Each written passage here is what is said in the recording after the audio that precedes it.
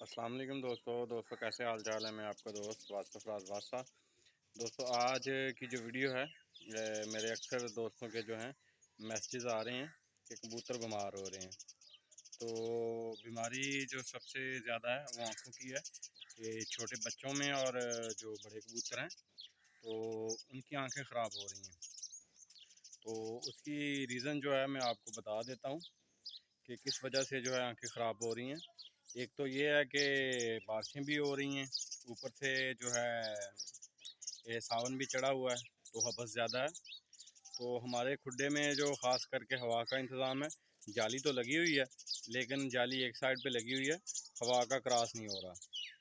तो main reason ये जो है कबूतरों की या बच्चों की आंखें ख़राब होने की यही है कि हवा का क्रॉस नहीं है। तो इससे बचाव के लिए बेहतर है कि जाली दो साइडों पे लगाएं कि एक साइड से हवा दाखिल हो और एक साइड से जो है हवा निकले। तो इसका पहले इंतज़ाम करें।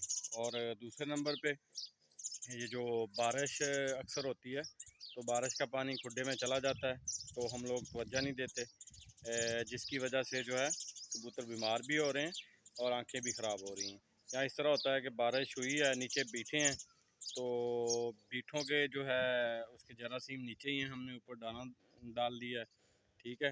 तो वही बीठों वाला दाना जो है कबूतरों ने खाया है तो जिसकी वजह से कबूतर बीमार हो रहे हैं।